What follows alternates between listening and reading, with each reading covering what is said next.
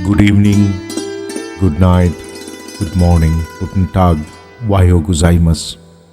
বন্ধুরা, আপনারা 36-37টা এপিসোড শুনে ফেলেছেন। আপনাদের ভালো লাগা, মন্দ লাগা, তিক্ত কষা সব রকম অভিজ্ঞতাই হয়েছে। এবং এই লিভ এগেন বডি পডকাস্টটা মূলত একটা জার্নি, মূলত একটা অভিজ্ঞতার শেয়ারিং প্ল্যাটফর্ম। আমি আজকে যে বিষয়টা নিয়ে বা যাকে নিয়ে কথা বলতে এসছি, সে মানুষটার সম্পর্কে যত কম আমি বলবো ততই ভালো। কারণ তার ব্যাপ্তিকে, তার প্রজ্ঞাকে, তার নেতৃত্বের গুণকে বিচার করতে যাওয়ার মতো ধৃষ্টতা, দুর্বুদ্ধি আমি কোনোদিনই প্রকাশ করব না। আজকে 22শে জানুয়ারি বাংলা তথা ভারতের উপমহাদেশের, এমনকি এশিয়ার অনেক দেশেই আগামীকালের দিনটি একটি উজ্জ্বল থেকে উজ্জ্বলতম দিন। কেন, কি জন্য, সেটা যদি আপনারা না বুঝে থাকেন তাহলে আমি দয়া করে অনুরোধ করব আজকের এপিসোডটি আপনাদের শোনার জন্য নয়। এবং এর জন্য আপনাদের কোথাও দোষ নেই, কারণ আমরাই সেই দেবতুল্য মানুষটির কথা আপনাদের সামনে সেভাবে তুলে আনতে পারিনি। আজকে আমরা তার কথা বলার জন্য, তার কথাকে নিয়ে কিছু আলোচনা করার জন্য, জীবনের প্রামাণ্য কিছু ঘটনাকে তার সহযোগীদের চোখে তিনি কেমন ছিলেন সেই কথাকে তুলে আনার জন্যই এই এপিসোড। আসুন তার আগে কার সম্পর্কে কি বলতে যাচ্ছি সেটা তারই বাহিনীর তৈরি ব্যান্ডের একটা গান দিয়ে শুরু করি।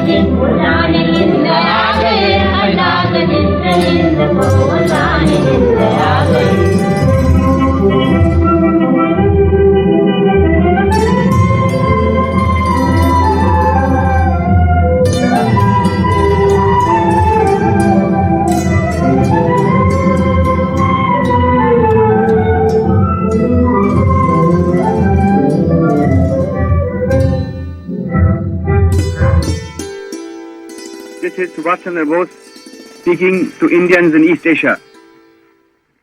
My countrymen in East Asia, while I am in Tokyo, I desire to address a few words to you, and I have no doubt that you will give them due consideration.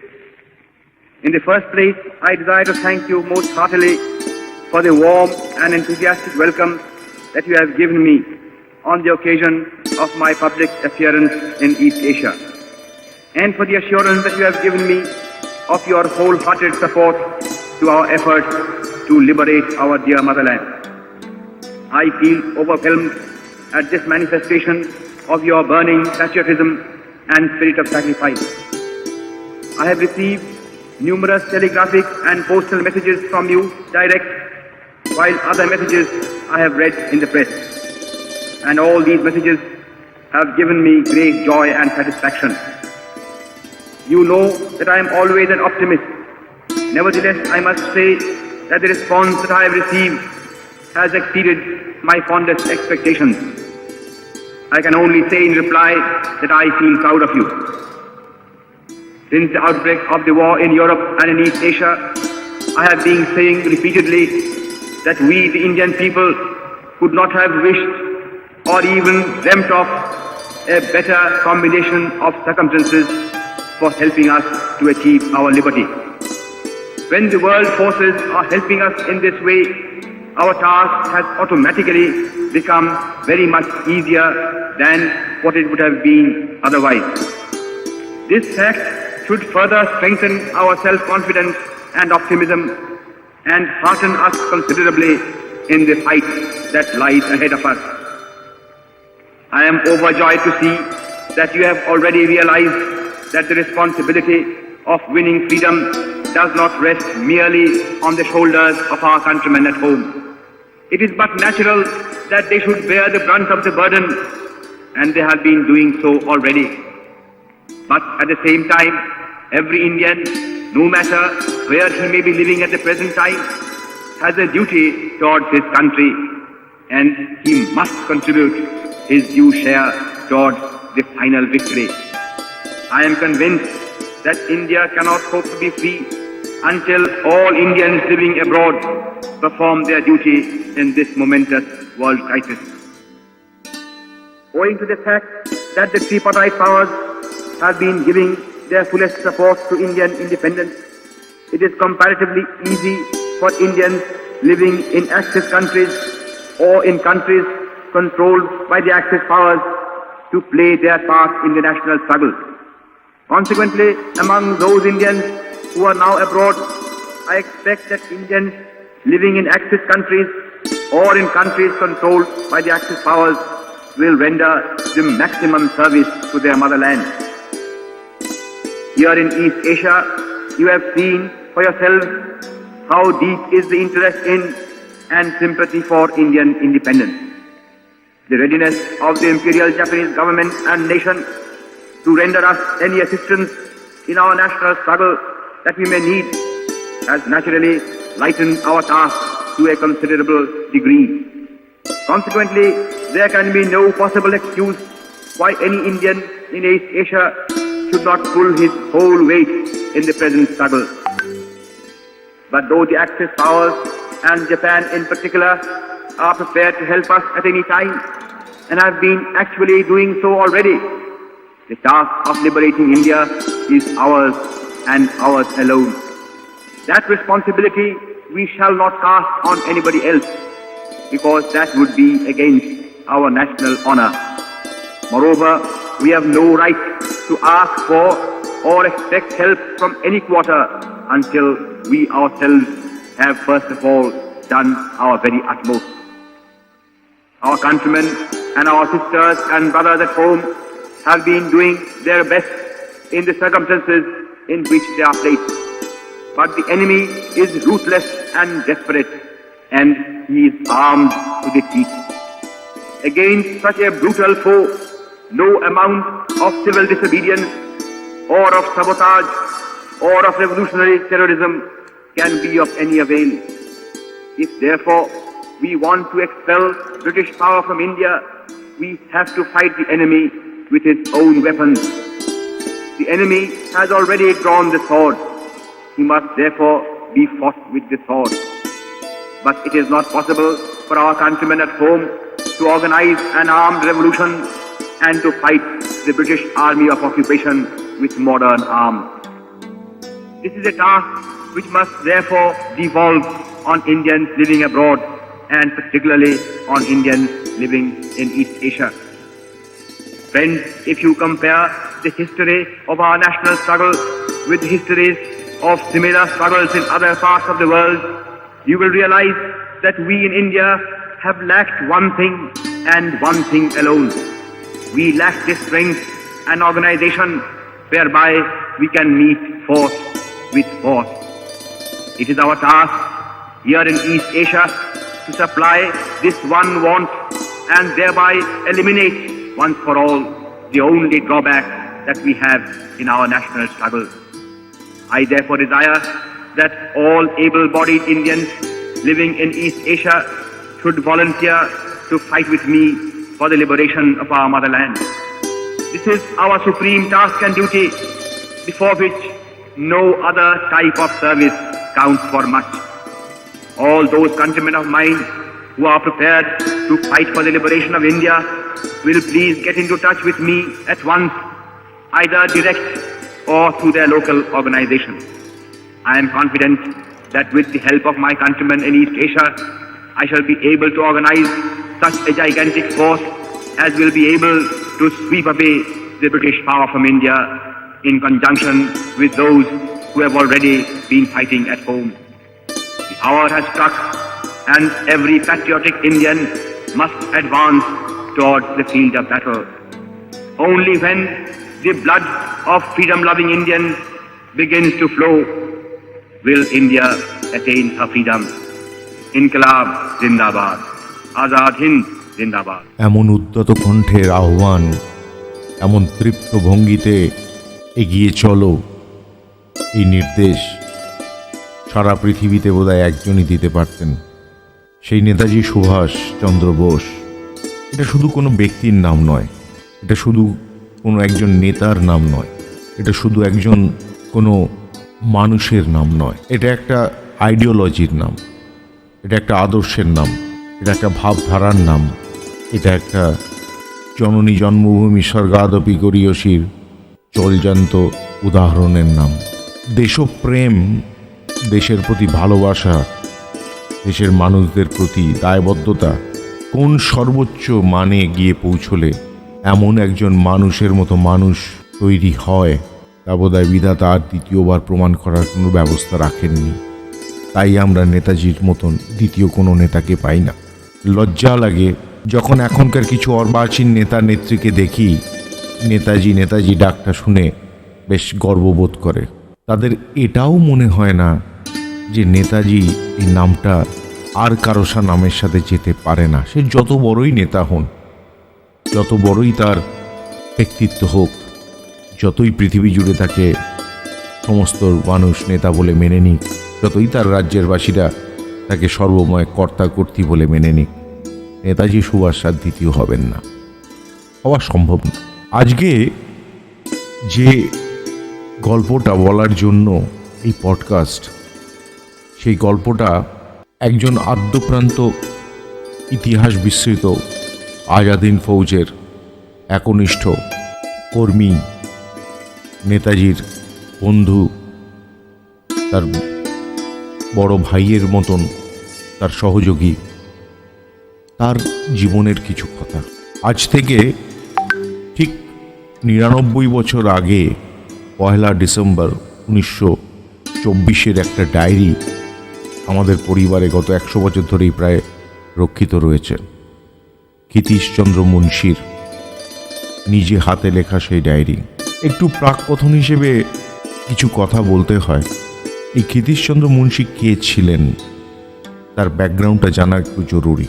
অবিভক্ত ভারতের, British ভারতের পাবনা জেলার Sirajganj sub ডিভিশনের শাহজাদপুর থানার অন্তর্গত উথুলির বাসিন্দা ছিলেন। এক বর্ধিষ্ণু ব্রাহ্মণ পরিবারে তার জন্ম। তারা 5 ভাই ছিলেন। বড় ভাই দীনেশ মুন্সি তৎকালীন প্রিভি কাউন্সিলের বার অ্যাট ল ছিলেন। দ্বিতীয়জন ক্ষিতীশচন্দ্র মুন্সি, তৎকালীন পোস্ট গ্র্যাজুয়েট, ইংরেজি, বাংলা, সংস্কৃত, জ্যোতির্বিজ্ঞান, ধর্মতত্ত্ব, বেদ, পুরাণ এবং হাতের কাজে নিপুণ ছিলেন।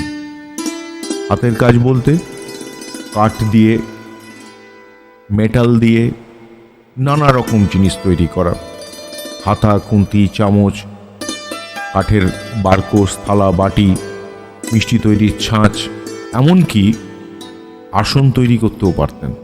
এতটাই সুন্দর তার হাতের কাজ ছিল, নকশিকাঁথা বানাতে পারতেন। আবার জলদগম্ভীর স্বরে সংস্কৃত মঞ্চ উচ্চারণের মাধ্যমে নিত্য পূজা এবং ভক্তি ভরে ইষ্ট সাধনাও করতে পারতেন। তা এমনই এক শীতের রাতে, নভেম্বর ডিসেম্বর মাসে 24 সালে তার অভিজ্ঞতা তিনি লিখছেন 1 ডিসেম্বর 1924। গম্ভীরনাথজির স্বপ্নে এসে ওনাকে দীক্ষা দিলেন এবং সেই দীক্ষার সবিস্তার বর্ণনা সেই ডায়েরিতে লেখা আছে। এবং সেই ডায়েরির প্রতিটি পাতার ছত্রে ছত্রে কিভাবে, কোন পথে গেছেন, কোন গাড়িতে গেছেন, কিভাবে তার চান, বস্ত্র পরিবর্তন করে গুরুর সামনে বসে তার দীক্ষা হয়েছে, তার সমস্ত বিশদ বিবরণ রয়েছে। সেটা অন্য গল্প, অন্য জায়গায় বলা হবে। তো এই রকম একজন মানুষ তখন বার্মার পেগুতে, ব্রহ্মদেশ বলা হতো, তার পেগুতে ব্যবসা করছেন। সেগুন কাঠ, চুনি এবং অন্যান্য আরও নানাবিধ এবং যথেষ্ট প্রভাবশালী ধনাঢ্য ব্যক্তি। দেশেও তাদের জমিদারি রয়েছে, তারা মুন্সি উপাধিটা পেয়েছেন বাংলার নবাবের কাছ থেকে। সদরে রিয়াসতে মুন্সি, অর্থাৎ chief accountant general, AG Bengal যেটা এখন বলা হয়, তার সমতুল কোনো একটি পোস্টে তারা ছিলেন। সেই নায়াবি থেকেই তাদের মুন্সি উপাধি পাওয়া, অরিজিনালি সান্যাল। তো এইরকম এক সময় তার সাথে তার মনের মানুষের দেখা। ঘটনাটা কীরকম? তিনি আদ্যপ্রান্ত একজন বিপ্লবী ছিলেন এবং ব্রিটিশ শাসনের অপসারণ করাই ক্ষিতীশ মুন্সির একমাত্র লক্ষ্য ছিল। ঠিক এমন সময় তিনি গ্রেপ্তার হয়ে চলে গেলেন মান্দালয় জেলে। আর সেই মান্দালয়ের সেই জেলে, সেই সেলে তার থাকার সৌভাগ্য হলো, যেখানে স্বয়ং নেতাজিও বন্দী হয়ে এসছেন। তো সেই মান্দালয় জেলে থাকাকালীন দুজনের মধ্যে একটা বিরাট সাক্ষাৎ গড়ে উঠল। দুজনেরই আধ্যাত্মিকতার প্রতি একটা অন্যতম টান, দুজনেরই দেশমাতৃকার বন্ধন মুক্ত করার জন্য এক দুর্বার ইচ্ছা, দুজনেরই লেখাপড়ায় অসম্ভব বাগ্মিতা, পাণ্ডিত্য এবং সৎ মানুষ হিসেবে আপোষহীন লড়াই করার মানসিক। তো এইখান থেকে কখন যে ক্ষিতীশচন্দ্র মুন্সি সুভাষচন্দ্র বোসের কাছে ক্ষিতীশ দা হয়ে গেলেন, সে তথ্যের জানার আজ একে আর কোনো উপায় নেই। কিন্তু আমরা পারিবারিক সূত্রে এটা জানি, নেতাজি তাকে অত্যন্ত সম্মানের সাথে ক্ষিতীশ দা বলে ডাকতেন এবং নেতাজি তার থেকে কয়েক বছরের ছোট হলেও ছোট ভাই নয়, তার নেতা হিসেবে তাকে মাথায় তুলে নিতে ক্ষিতীশচন্দ্র মুন্সির একদিনও দেরি হয়নি, এক মুহূর্তেও দেরি হয়নি। কারণ তিনি জানতেন যে কোন মানুষের নেতৃত্বে স্বাধীনতা আসতে পারে। ভাঙড়ে ভাঙ লৌহ কারা আনবো মোরা স্বাধীনতা, এই ডাক দিয়ে যখন পাবনার পথে পথে ঘুরতেন, সেই দিন থেকে নিয়ে যেদিনকে মেশিন গান মর্টার সহযোগে মণিপুরে দাঁড়িয়ে যুদ্ধ করছেন নেতাজির নির্দেশে, এই যাত্রাপথটা অনেকটা রোমাঞ্চকর। সেটা একটা অন্য দিনের আলোচনা হতে পারে, আমরা সেটা অন্য দিন আলোচনা করব। আজকে যে কথাটা না বললেই নয় যে 23শে জানুয়ারি আমাদের সকল নেতা নেত্রীদের মধ্যে, আমাদের দেশের মানুষদের মধ্যে হঠাৎ করে একটু দেশপ্রেম জেগে ওঠে, হঠাৎ করে। তো সেইটা নিয়ে আর এই ক্ষিতীশবাবুর নেতাজি সম্পর্কের কিছু কথাবার্তা মূল্যায়ন নিয়ে আজকের এই পডকাস্ট। তো যে কথাটা ক্ষিতীশবাবু তার বড় মেয়েকে বলে গেছিলেন, অর্থাৎ আমার বড় পিসিকে বলে গেছিলেন, সেই কথাটাই আজকে আমি আপনাদের শোনাবো। নেতাজি মূর্তিকে যেন কোনো অসৎ হাত স্পর্শ না করেন। তো এই ঘটনাটাকে নিয়ে আমার একটা লেখা বেরিয়েছে আইবিজি নিউজে, আপনারা পড়তে পারেন, যারা বাংলা ভাষার সাথে যুক্ত করতে পারেন তারা পড়ে দেখতে পারেন। যারা পড়তে পারেন না তাদের জন্যই আমি এই পডকাস্টটা বাংলাতেই করছি। হয়তো বুঝতে পারেন, শুনতে পারেন, অনেকেই অবাঙালি রয়েছেন যারা বাংলাতে থাকেন বা সারা ভারতে থাকেন, কিন্তু বাংলা ভাষাটা তারা বুঝতে পারেন, হয়তো সেভাবে বলতে পারেন না বা সেভাবে লিখতে পারেন না, তাদের জন্যই কিন্তু এই পডকাস্টটা করা। তো আমি সেই লেখাটা থেকে পড়ে শোনাচ্ছি আপনাদের। 22শে জানুয়ারি 2023 এই লেখাটা আমার ছাপা হয়ে বেরিয়েছে। আর এই লেখা যারা পড়বেন তাদের কাছে ক্ষমা চেয়ে নিচ্ছি প্রথমেই। মানুষ না হলে, ভারতীয় না হলে, সৎ না হয়ে সততার প্রতীক হলে এ লেখা পড়বেন না। যদি কোনো রঙের দাস হন বা ধান্দাবাজ নেতার চামচা, তাহলেও পড়বেন না। চামড়া চলে গেলে আমাকে দায়ী করবেন না প্লিজ। লেখা শুরু করব ভারত তথা এশিয়ার মুক্তিসূর্য নেতাজি সুভাষচন্দ্র বোসের এক বন্ধু ও সহযোগী এক ঐতিহাসিক উক্তিকে তুলে ধরে। বলতে লজ্জা নেই, ছোটবেলায় 14ই নভেম্বর বা 2রা অক্টোবরকে অনেক বেশি গুরুত্বপূর্ণ দিন, অনেক বেশি গুরুত্বপূর্ণ নেতার দিন বলে মনে হতো। আর নেতাজি, হ্যাঁ, তার কথাও মনে হতো। তোমরা আমায় রক্ত দাও, আমি তোমাদের স্বাধীনতা দেবো, এই উক্তি কে কোথায় করেছিলেন? পরীক্ষায় এই 2 নম্বরের প্রশ্নের উত্তর ছিলেন শুধু একজনই, নেতাজি। এর বেশি কিছু নয়। তখন বাংলায় খাদ্য আন্দোলন, নকশাল আন্দোলন, হরতাল, এই নিয়ে উত্তাল দিন। বাংলাদেশের যুদ্ধ, ইমার্জেন্সি, নেতারা ডাক দিচ্ছেন গরিবি হটাও স্লোগানের দিন।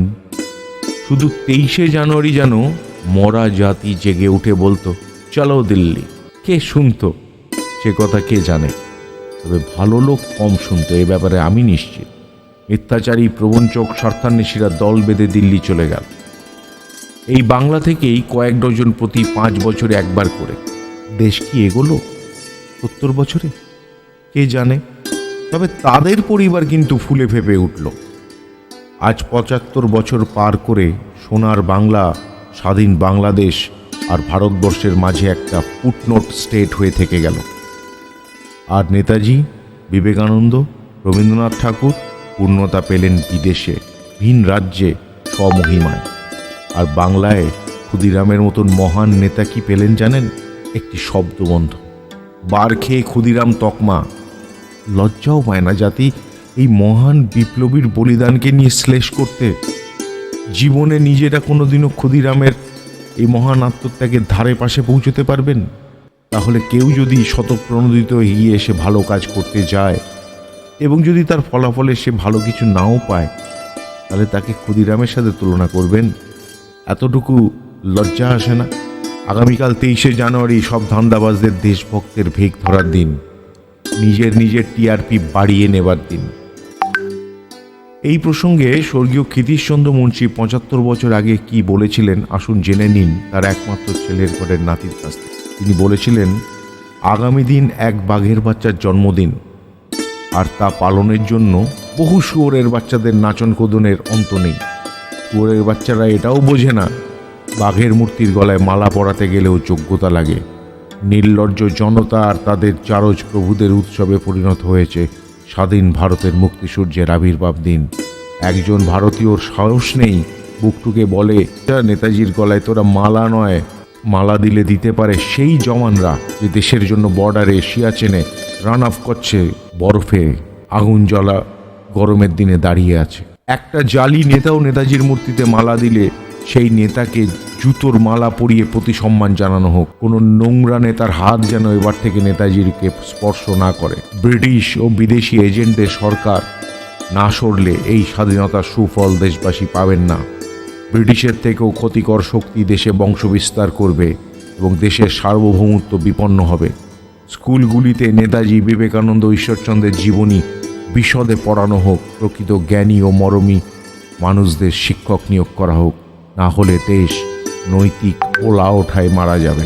জানুয়ারির 1948 কথা বলেছিলেন প্রয়াত আজাদ হিন্দ বাহিনীর ও নেতাজির অন্যতম ছায়াসঙ্গী, সহযোগী ও মান্দালয় জেলে একসাথে থাকা বিপ্লবী ক্ষিতীশচন্দ্র মুন্সী তার বড় মেয়ে আগরপাড়ার ব্যোমকেশ চক্রবর্তীর স্ত্রী আভারানীকে।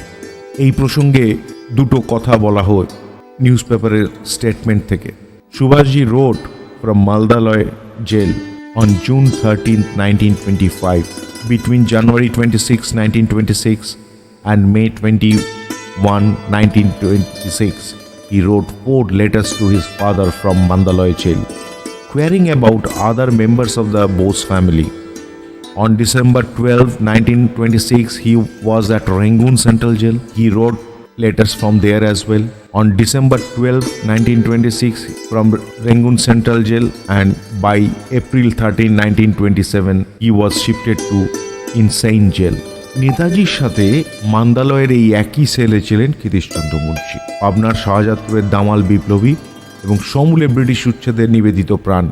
এক কথায় সুবরেশের দোসর হয়ে উঠলেন। কখন তিনি হয়ে গেলেন নেতাজির প্রিয় ক্ষিতীশদা, সে কথা আজ আর জানার উপায় নেই, একথা আগেই বলেছি। তবে পেগু থেকে লেখা তার ওই ডায়েরিটা কিন্তু এখনও আমাদের পরিবারে আছে, এবং সেইটা যদি আপনারা কেউ দেখতে চান আমাদের সাথে যোগাযোগ করবেন, নিশ্চয়ই সম্ভব হলে সেটা দেখানোরও চেষ্টা করব। হয়তো আপোষহীন স্বাধীনতার জন্য লড়াইয়ের মানসিকতা ও প্রগাঢ় আধ্যাত্মিকতার প্রতি টান এই যুগলবন্দি এই দুই এনিমি অব দ্য এম্পায়ারকে কাছাকাছি নিয়ে আসে, যা শেষ দিন পর্যন্ত অদ্ভুত ছিল।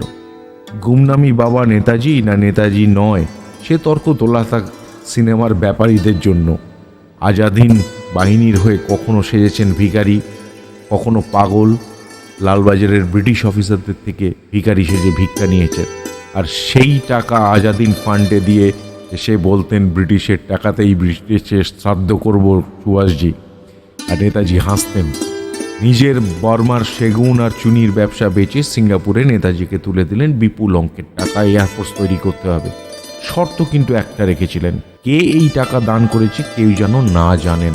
ইতিহাসে তাই জায়গা হয় না এমন বহু বিপ্লবীর সাথে জায়গা দিয়েছিলেন নেতার নেতা সুভাষজি তার হৃদয়ে। তবু ক্ষিতীশবাবুর একমাত্র নাতি হিসেবে আর সেই ডায়েরির উত্তরাধিকারী হিসেবে একটা কথা বলে যাই, নেতাজি ফিল্মের স্ক্রিপ্ট লিখলে হিচককের থ্রিলার স্ক্রিপ্টকেও ফেল করে দিতে পারতেন। সেই স্ক্রিপ্টও লজ্জাভেদ না হলে 18ই আগস্ট 1947 এই সিনেমার মতো চিত্রনাট্য কি লিখতে পারতেন নেতাজি আর তার সহযোদ্ধারা, যা আজও the biggest conspiracy of the world and biggest cover up of the world হিসেবে থেকে গেছে। 1965 সালে কলেজ স্ট্রিটের ভূদেববাবুর বাড়িতে কে এসেছিলেন একটু খোঁজ করে দেখুন তো, যদি সেই সময়ের কাউকে পান। যদি আন্দাজ না করতে পারেন তবে সহজ পাঠ পড়ুন, জল পড়ে পাতা নড়ে, পাগলা হাতি মাথা নাড়ে। যারা বোঝার তারা বুঝেছেন, আর ব্যাখ্যাটা যদি বুঝে না থাকেন দয়া করে ব্যাখ্যা চাইতে আসবেন না, বলতে পারবো না, মহানায়কের কাছে দায়বদ্ধ। The Indian National Army trials, also known as the INA trials and the Red Fort trials, was the British Indian trial by the court-martial of a number of officers of the Indian National Army between November 1945 and May 1946 on various charges of oppression, torture, murder, abandonment to murder during the Second World War by the Alliance power and the British governments. But who will run the trial against the genocide of Bengal under the Churchill's food crisis plan? Millions of people had died. Nobody has ever told Churchill, you are also the war criminal. But our country, our government was more than happy to sign and keep the greatest leader's name in the war criminal list. That is the shame on the entire 1.4 billion people who owes this freedom to Netaji Subhash Chandra Bose. দ্বিতীয় বিশ্বযুদ্ধ থামার পর লালকেল্লার বিচারে আজাদিন বাহিনীর মুক্ত, একথা তখন সবে ঘোষণা হয়েছে। ক্ষিতীশ সবে তখন গুপ্ত স্থান থেকে ফিরেছেন পাবনার দেশের বাড়িতে। বহুদিন বাদে তার সন্তানদের মুখ দেখছেন। ব্রিটিশ রেডিও থেকে ঘোষণা করা হলো সুভাষ সহযোগী এনিমি অফ দ্য এম্পায়ার পাবনায় ফিরেছেন, প্রশাসন সতর্ক থাকুন। হ্যাঁ, প্রশাসন সতর্ক হয়েছিলেন ক্ষিতীশকে টাইট দিতে, তবে ব্রিটিশ সরকার নয়, স্বাধীন খণ্ডিত ভারতের সরকার। তাদের ওপর গুপ্ত নজর রাখা হতো। এসব বিষয়গুলো নিয়ে এখন আর আলোচনা করে কোনো লাভ নেই। কিন্তু নোয়াখালীর দাঙ্গা, the Noakhali riots in British India, now in Bangladesh, October 10, 1946. This day in history, on 10th October, riots engulfed the Noakhali and the the poorest district of Bengal in present-day Bangladesh, where the Hindu community was targeted for genocide. 1946 Kolkata দাঙ্গার উপযুক্ত জবাব যখন সোহরাওয়ার্দী চামচাদের গোপাল পাঁঠা মানে গোপাল মুখোপাধ্যায় ও তার দল দিলেন, এর প্রতিশোধ নিতে 1946 সালের কোজাগরী পূর্ণিমার দিন হলো চুয়াশের বাংলা আবার রক্তাক্ত। ধর্মের আগুনে পুড়ে মরল সাধারণ মানুষ। এরপর নেতাজির স্বাদের দেশ হলো দুটুকরো, আর দুই পারের শকুনদের ভোজ হলো নিরীহ মানুষ। 1946-এর দাঙ্গার পর কৃতিশচন্দ্র চলে এলেন বাতকুল্লায়। মৌন শরীর ভেঙে গেল এবং শেষ জীবন কাটল বেলঘরিয়ার আগরপাড়ায় ব্যোমকেশ চক্রবর্তীর স্ত্রী তার বড় মেয়ে আভারানীর কাছে। এই কথাগুলো তার শেষ এক সপ্তাহে তার মেয়েকে বলে যাওয়া কিছু কথা থেকে সংগ্রহীত। এবং if we can take these as a statement on the deathbed, then it becomes a testimony of the history as well. তখন তার ছেলে গুরুসাধন মাত্র 11 বছর। ইউনিয়ায় চলে গেলেন কৃতিশচন্দ্র, সাথে নিয়ে গেলেন 18ই আগস্টের স্ক্রিপ্ট যা নেতাজির সাথে তৈরি করেছিলেন একসাথে।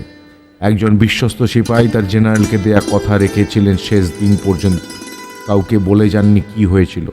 আর প্রতি 18ই আগস্ট শুধু মুচকি হেসে বলতেন, যার প্ল্যান সে আসলে তাকেই জিজ্ঞাসা করবেন, আমার বলার মানা আছে। কথাগুলো আজ আরও বেশি প্রাসঙ্গিক কিনা দেশভক্তরা বিচার করবেন। নেতাজিকে আমরা ডিজার্ভ করি না, তাই আধিক্যতা করে সারা বছর কাকের বিষ্ঠায় শোভিত তার মূর্তিকে একদিনের জন্য ধুয়ে মালা পরিয়ে ভালো নাগরিক হবার ভান করবেন না। আমরা কি পারি না যে এলাকায় নেতাজির মূর্তি আছে একদিন এক একটি পরিবার মূর্তিটিকে মালা দিন ও পরিষ্কার করুন? অন্তত একদিন প্রমাণ হোক সবাই যে শুয়োরের বাচ্চা নয়, কিছু মানুষ এখনো বাকি আছে বাংলায়, এই ভারতে। ভেবে দেখবেন ভরং আর শ্রদ্ধা এক জিনিস নয়, তাই গুমনামি তাও ভালো বদনামির থেকে। নেতাজির সাথে আমার ব্যক্তিগত জীবনের এক অদ্ভুত সমাপতন আছে জানেন। একবার শুনুন এই নেতাজি ভক্তের ওপর ঈশ্বরের সেই আশীর্বাদের কাহিনী। আমার এক মেয়ের জন্ম 30শে ডিসেম্বর আর একজনের 18ই আগস্ট। এবার দেখুন এই দুটি দিনের সাথে নেতাজির কি আশ্চর্য মিল। Subhash Chandra Bose on December 30th, 1943 had hoisted the tricolor for the first time on free Indian soil at Cellular Jail of Port Blair during his visit to the Andaman and declaring the island as a free territory from the British rule. It was much before India attained the independence in 1947. So he was the first Prime Minister, and that was the first flag hosting by our beloved Netaji Subhash Chandra Bose in free India under his leadership. দিনটি ভারত অখণ্ড ভারতের প্রধানমন্ত্রীর জাতীয় পতাকা তোলার দিন। এবং on 18 August 1945 Netaji Subhash Chandra Bose boarded a Japanese bomber plane at Taipei, Taiwan, which was at that point of time Japanese ruled Formosa, to escape to Manchuria. But the plane crashed just after takeoff, same date that Netaji planned to disappear for future plan execution. সেই ঐতিহাসিক মহাপ্রস্থানের নাটকের দিন, সেটাও 18ই August. হয়তো কৃতিশচন্দ্র চেয়েছিলেন তার নাতির 2 কন্যা আসুক নেতাজির দুটি উল্লেখযোগ্য দিনে, আর তার এক নাতনির ছেলেও এসেছে কোন দিনে জানেন? 23শে জানুয়ারি। এক নেতাজি ভক্তের উত্তরাধিকারের দিনগুলো শুধুই নেতাজিময়, আর নেতাজিকে ঘিরে ঈশ্বরও বোধহয় কৃতিশচন্দ্র মুন্সি আর নেতাজির সম্পর্ককে এইভাবেই অমর করে দিলেন। আবার এক 23শে জানুয়ারি, আবার নেতাজির এক লাঞ্ছনার দিন, অসৎ দেশবিরোধী রাজনৈতিক নেতা আমলা জনতার হাতে মালা পরার দিন। ক্ষমা করো নেতাজি, শুধু তবু বলি শুভ জন্মদিন ভারত মায়ের শ্রেষ্ঠ সন্তান, আপনাকে প্রণাম। আমাদের অনেক দোষ ত্রুটি, অনেক অবজ্ঞা, তবু বারে বারে চাইব নেতা হিসেবে আপনি ফেরত আসুন। এই অসহায় দেশকে আবার আপনার মতন কাউকে নিয়ে আসুন, যাতে ভারত আবার জগৎ সভায় শ্রেষ্ঠ আসন নিতে পারে। জয়তু নেতাজি।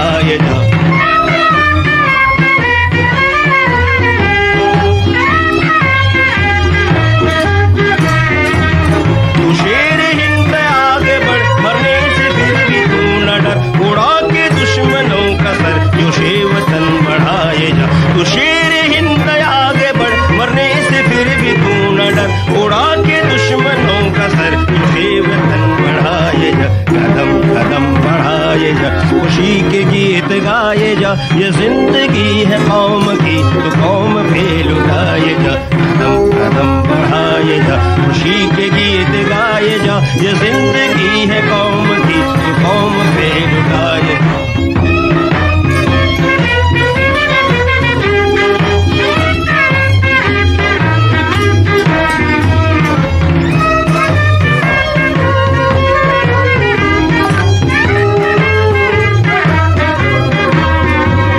तेरी हिम्मत बढ़ती रहे, खुदा तेरी सुनता रहे, जो सामने तेरे अड़े तो भाग में मिलाए जा, तेरी हिम्मत बढ़ती रहे, खुदा तेरी सुनता रहे, जो सामने तेरे अड़े तो भाग में मिलाए जा, कदम कदम बढ़ाए जा, खुशी के गीत गाए जा, ये जिंदगी है कौम की तो कौम पे लुटाए जा, कदम कदम बढ़ाए जा, खुशी के गीत गाए जा, ये जिंदगी है कौम की तो कौम पे लुटाए जा।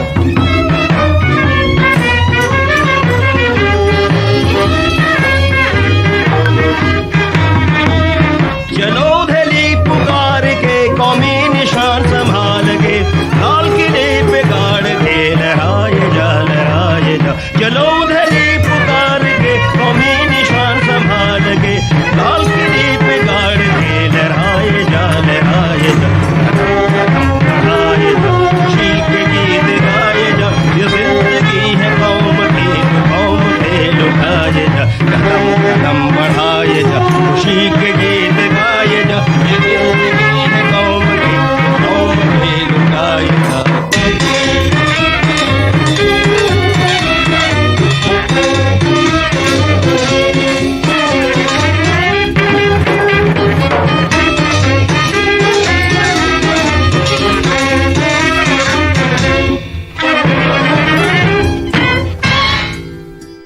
তাই আজকে এই নেতাজি জয়ন্তীর পূর্ণ লগ্নে সমগ্র দেশবাসীর কাছে একটাই আবেদন রেখে যাই, পারলে মানুষটাকে সম্মান করুন, সম্মান করার বরং করে অপমান করবেন না। এই মানুষটাকে ছোঁয়ার মতন রাজনৈতিক প্রজ্ঞা, সততা, আদর্শ আজকের কোনো নেতার মধ্যেই অবশিষ্ট নেই, আজকের এই সমাজেও নেই। নেতাজির মতো নেতা পেতে হলে উপযুক্ত সেই সমাজও থাকার দরকার। যদি মনে হয় যে ওই রকমই হয়তো কাছাকাছি কোনো আরেকজনকে নেতা হিসেবে পেতে চান, তবে সবার আগে দেশের শিক্ষা ব্যবস্থাকে, দেশের সমাজ ব্যবস্থাকে মানুষের মতো মানুষের জন্য করে তুলুন। না হলে নেতাজির স্বপ্ন অসম্পূর্ণই থেকে যাবে। আজকে এই পর্যন্তই থাক এবং নেতাজির চরণে সদকাম জানিয়ে আমি সুমন মুন্সি, কলকাতা, পশ্চিমবাংলা থেকে সকলকে আগামী দিন ভালো কাটুক, ভালো থাকুন এই আশা নিয়ে আজকের এই পডকাস্ট শেষ করছি। Live again buddy. Thank you.